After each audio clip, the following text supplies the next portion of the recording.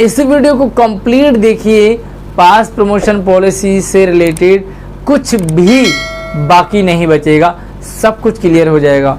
स्वागत है आप सभी का एक नई वीडियो में। मैं हूं आपके साथ आशीष सर। वीडियो को कंप्लीट जरूर देखिए और आगे बढ़ने से पहले वीडियो को अभी लाइक करके अपने सभी दोस्तों को भी शेयर कर दीजिए, अपने क्लास ग्रुप में शेयर कीजिए ताकि फिर से कोई डाउट ना रहे। और अगर इसी तरह से हमारे चैनल पर लगातार सारी अपडेट आपको मिलती रहे तो चैनल को सब्सक्राइब जरूर करके रखिए। यहाँ पर मैं आपको क्लियर कर दूं कि सबसे ज़्यादा वीडियो देखा गया, सबसे ज़्यादा लाइक किया गया और सबसे ज़्यादा कंफ्यूज डाउट कमेंट्स भी पास प्रमोशन पॉलिसी में आए थे।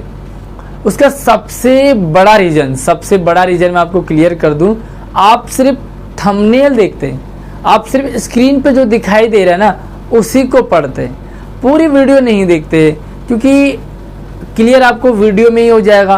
बट आप थोड़ी वीडियो देखते हैं और छोड़ जाते हैं, तो भैया डाउट उन लोगों के बने होते हैं जो वीडियो को पूरी नहीं देखते। तो अब यहाँ पर क्लियर हो गया, पास प्रमोशन पॉलिसी 2021-22 जो सेशन चल रहा है उसके लिए पास प्रमोशन पॉलिसी को लेकर के बहुत सारे पेरेंट्स और स्टूडेंट्स कह रहे हैं कि ये फेक है।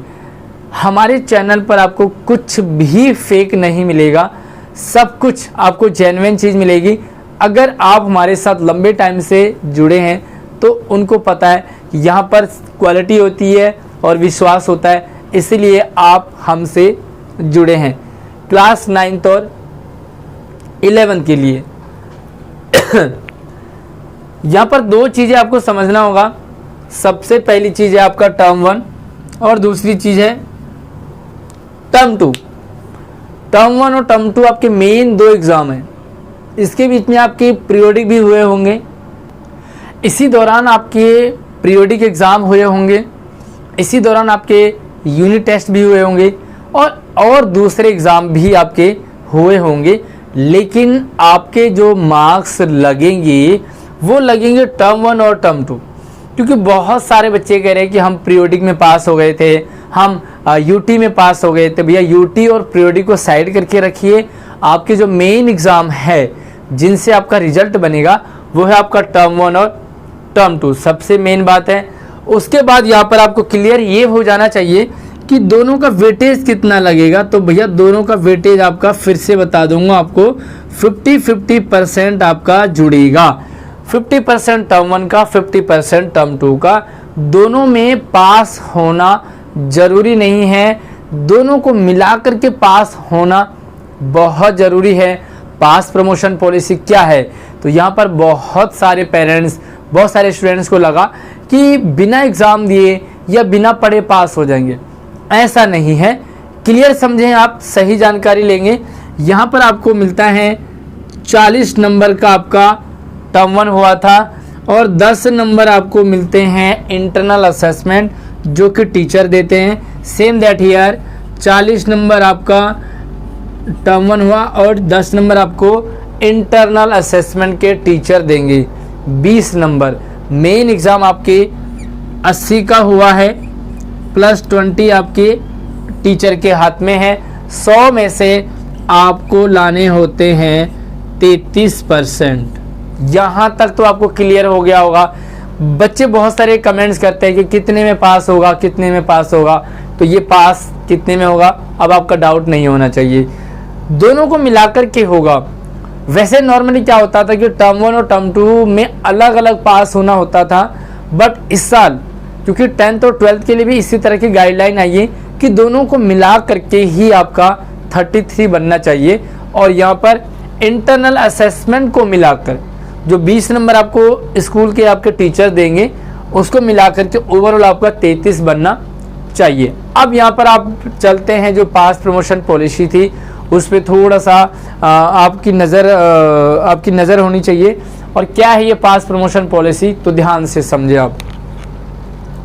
आपके पास में डिफरेंट टाइप के सब्जेक्ट होंगे, लाइक कुछ लैंग्वेजेज होंगे जैसे हिंदी, अंग्रेजी, संस्कृत, उर्दू, पंजाबी और भी बहुत सारे लैंग्वेजेज होंगी।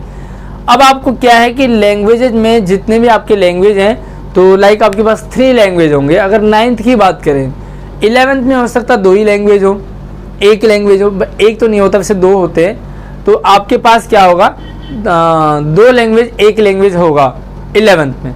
तो आपको क्या है कि अगर आपके पास कोई 3 लैंग्वेज हैं, यानी कि आपके पास है 3 लैंग्वेज, कोई भी हिंदी अंग्रेजी और संस्कृत हो, हिंदी अंग्रेजी उर्दू हो, हिंदी अंग्रेजी पंजाबी हो, अंग्रेजी संस्कृत पंजाबी हो, कोई भी हो, 3 लैंग्वेज हो, तो तीनों लैंग्वेज में से आपको 2 में पास होना पड़ेगा। 2 में पास, एक लैंग्वेज में आपको रिलैक्सेशन मिल जाएगा, वो 3rd लैंग्वेज आपको पास कर देगा। यहाँ पर क्लियर कर दे, मान लो आप हिंदी में पास हो गए थे, मान लो आप संस्कृत में पास हो गए थे, बट आप अंग्रेजी में रह गए, अंग्रेजी में नहीं पास हुए, तो यहाँ पर ये दोनों लैंग्वेज आपको पास करा देंगे और आप नेक्स्ट क्लास में प्रमोट हो जाओगे। ये तो 9th क्लास के लिए, राइट। फिर से देखो, चाहे आप हिंदी में फेल हो गए हो, अंग्रेजी और संस्कृत में पास हो गए, तब भी आप पास माने जाओगे। इन 3 लैंग्वेजेस में से आपको 2 में पास होना जरूरी है। अब हम बात करते हैं इसमें, तो भैया इसमें क्या है ना, आपको सब में पास होना जरूरी है, सब में आपको पास होना जरूरी है। बट यहाँ पर क्या है कि आपको 15 नंबर का ग्रेस मार्क्स मिलेगा। 15 नंबर आपको डिपार्टमेंट दे रहा है और ये 15 नंबर आपको 15 तीनों में नहीं मिलेगा, बल्कि किसी एक सब्जेक्ट में 15 नंबर का ग्रेस मार्क्स मिलेगा। अब आपको क्या करना है, किसी इन तीनों में से भैया आपको 2 सब्जेक्ट में पास होना जरूरी था, ठीक है। अपनी मेहनत से आपको किन्हीं 2 में पास होना जरूरी था। अब जो तीसरा है ना, अगर उसमें आप लटक रहे हो, कोई भी हो सकता है, क्योंकि मैक्सिमम बच्चों के साथ मैथ की प्रॉब्लम आती है। बच्चे मैथ में बड़े डरे होते हैं, घबराए होते हैं, तो मैथ में उनके कम नंबर आ जाते हैं, मैथ के कारण उनका रिजल्ट लटक जाता है। तो अब क्या करेगा, जो 15 नंबर होगा वो आपको उस एक सब्जेक्ट में पास करा देगा। ये था पास प्रमोशन पॉलिसी, उसको हम समझ नहीं पाए और हमें लगा कि बिना एग्ज़ाम दिए पास हो जाएंगे। अगर बिना एग्ज़ाम दिए 9th और 11th में पास हो गए तो नेक्स्ट ईयर आप 10th और 12th बनोगे, वहाँ पर रिजल्ट खराब करोगे।